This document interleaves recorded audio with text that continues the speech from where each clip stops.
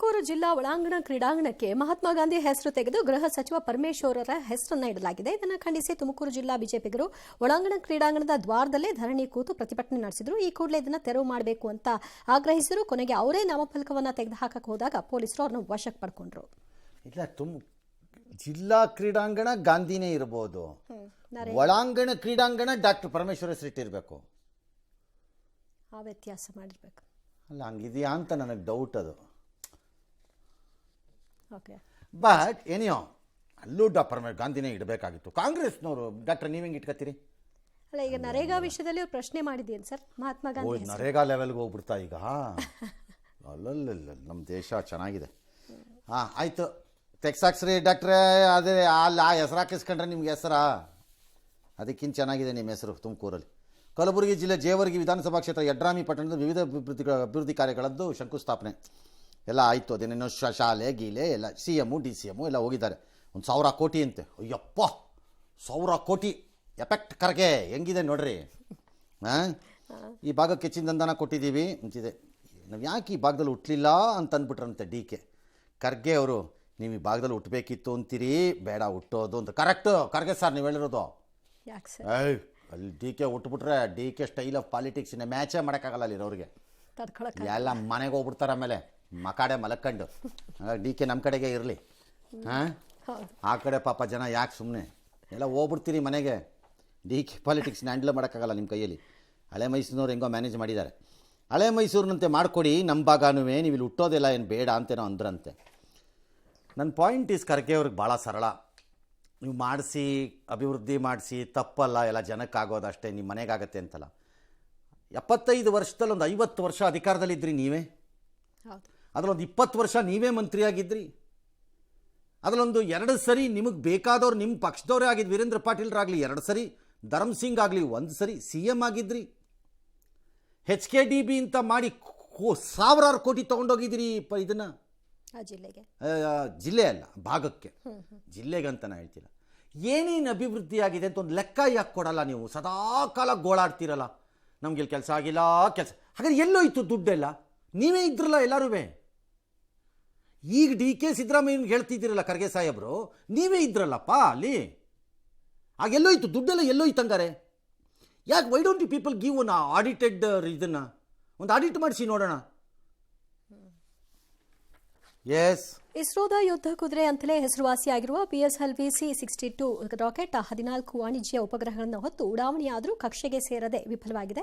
DRDOನ ಬಹುನಿರೀಕ್ಷಿತ ಅನ್ವೇಷ ಹೆಸರಿನ PSLV C-62 ಆಂಧ್ರದ ಶ್ರೀಹರಿಕೋಟಾದಿಂದ ಉಡಾವಣೆಗೊಂಡು 2 ಹಂತದಲ್ಲಿ ಯಶಸ್ವಿಯಾಗಿ ದಾಟಿ 3ನೇ ಹಂತದಲ್ಲಿ ಕಕ್ಷೆಗೆ ಸೇರದೆ ವಿಫಲವಾಯಿತು. ಏನೋ ಹೆಚ್ಚು ಕಡಿಮೆ ಆಗಿದೆ, ಅನಲೈಸ್ ಮಾಡ್ತಿದ್ದಾರೆ. ಜನರಲಿ ಇದು ಭಾಳ ಟೆಸ್ಟೆಡ್ ರಾಕೆಟ್.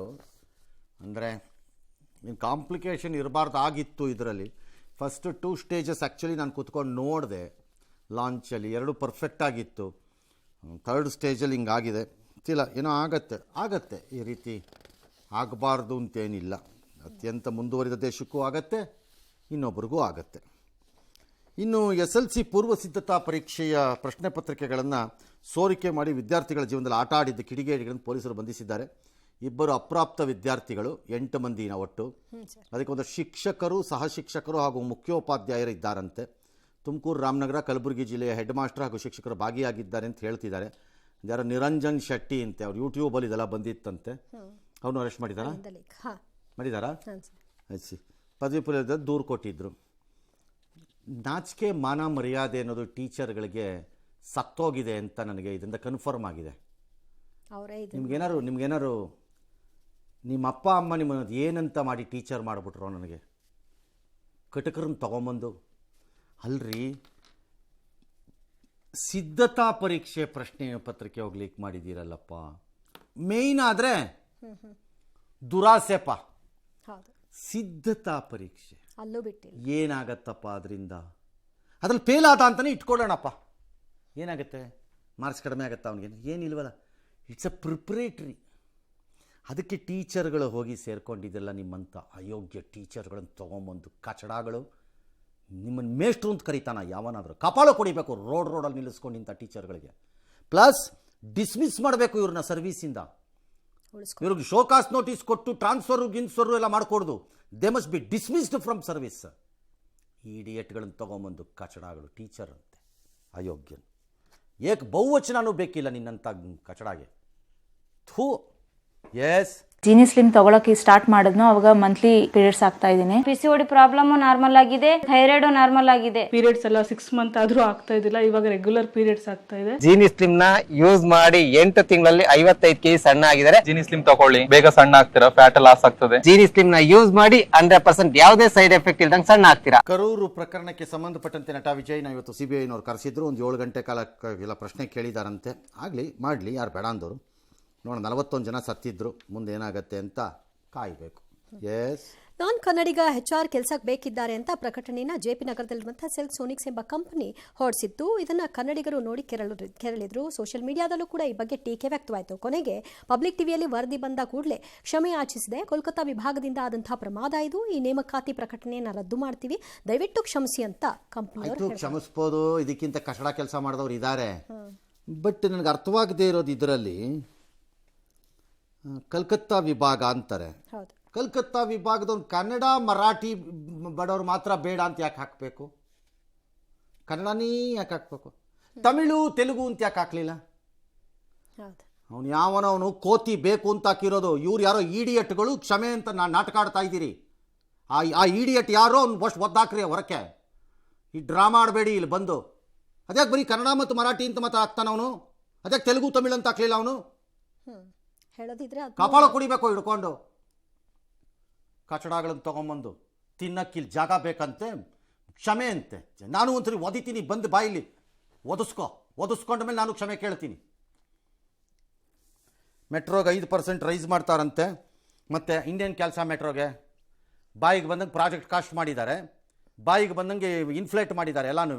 ಈಗ ದುಡಿಬೇಕು, ನಮ್ಮ ಪ್ರಾಣ ತಿಂತಾರೆ. ಅಯೋಗ್ಯರು ತಗೊಂಬಂದು ಇದೊಂದು ಬ್ರಿಟಿಷ್ ಕಾರ್ಪೊರೇಷನ್. ಇದು ವರ್ಷಕ್ಕೊಂದ್ಸರಿ ಮಾಡಬೇಕು ಅನ್ನೋ ನೆಪ. ಹೋದ್ಸರಿ 71%. ಅವರು ತೇಜಸ್ವಿ ಸೂರ್ಯ ಕಂಗೊಳಿಸಿ ಎಲ್ಲರನ್ನೂ ಸುಟ್ಟುಬಿಡೋ ಥರ ಆಡಿದ್ರು. ಈಗ ಮಂಕಾಗಿ ಸೈಲೆಂಟ್ ಆಗ್ಬಿಟ್ಟವ್ರು. ಯಾಕೆ 6 ತಿಂಗಳಿಂದ ಉಸಿರೇ ಇಲ್ಲ ಪಾರ್ಟಿದು, ಎಲ್ಲೋ ಗೊತ್ತಿಲ್ಲ. ಈಗ ಇದಾದ್ಮೇಲೆ ಬರ್ತಾರೆ ಮತ್ತೆ ರಾಜ್ಯದ ಮಂಕಾಗ್ಬಿಟ್ಟಿದೆ ಸೂರ್ಯ. ಎಸ್, ಬೆಂಗಳೂರಿನ ರಾಮಮೂರ್ತಿ ನಗರದ ಸುಬ್ರಹ್ಮಣ್ಯ ನಗರದಲ್ಲಿ ಮಂಗಳೂರು ಟೆಕೆ ಶರ್ಮಿಳಾ ಅನುಮಾನಾಸ್ಪದ ಸಾವಿಗೆ ಗಟ್ವೆ ಸಿಕ್ಕಿದೆ. ಮೇಲ್ನೋಟಕ್ಕೆ ಅತ್ಯಾಚಾರ ಮಾಡಿ ಕೊಲೆ ಮಾಡಿರುವಂತಹ ಶಂಕೆ ಇದೆ. ತನಿಖೆಗೆ ಇಳಿದಂತಹ ಪೊಲೀಸರಿಗೆ 3 ದಿನದ ನಂತರ, ಅಂದರೆ ಆಕೆ ಸತ್ತ 3 ದಿನದ ನಂತರ ಆಕೆ ಮೊಬೈಲ್ ಸ್ವಿಚ್ ಆನ್ ಆಗಿ ಮತ್ತೆ ಆಫ್ ಆಗಿತ್ತು. ಟವರ್ ಲೊಕೇಶನ್ ನೋಡಿದಾಗ ಪಕ್ಕದ ಮನೆಯ ಲೊಕೇಶನ್ ಕಾಣಿಸ್ತು. ವಾಸಿ ಕರ್ನಲ್ ಅನ್ನೋ ವ್ಯಕ್ತಿ, 19 ವರ್ಷ ಆತನಿಗೆ ಈಕೆಯ ಮೇಲೆ ವ್ಯಾಮೋಹ ಅಂತೆ. 2 ವರ್ಷದಿಂದ ಅಕ್ಕಪಕ್ಕ ಇದ್ದಾರೆ, ಒಬ್ರಿಗೊಬ್ರು ಮಾತಾಡಿಲ್ಲ, ಸ್ನೇಹ ಇಲ್ಲ. ಆದರೂ ಕೂಡ ಈ ಕೃತ್ಯವನ್ನು ಎಸಗಿದ್ದಾನೆ. ಅದು ಹೇಗೆ ಅಂದರೆ ಸ್ಲೈಡರ್ ಕಿಟಕಿ ಮೂಲಕ ಮನೆ ಒಳಗೆ ಹೋಗಿದ್ದಾನೆ. ಹೋಗಿ ಆಕೆಯನ್ನು ಹಿಂಬದಿಯಿಂದ ತಪ್ಪಿಕೊಂಡು ಅನುಚಿತವಾಗಿ ವರ್ತಿಸಲಿಕ್ಕೆ ನೋಡಿದ್ದಾನೆ. ಆಕೆ ತಳೆದಾಗ ತಲೆ ಗಂಭೀರವ ಗಾಯ ಆಗಿದೆ. ಸತ್ತು ಹೋಗ್ಬಿಡ್ತಾಳ ಏನು ಅಂತ ಗೊತ್ತಿಲ್ಲ. ಗಾಬರಿ ಆಗ್ಬಿಟ್ಟು ಉಸಿರುಗಡಿಸಿ ಸಾಯಿಸಿದ್ದಾನಂತೆ.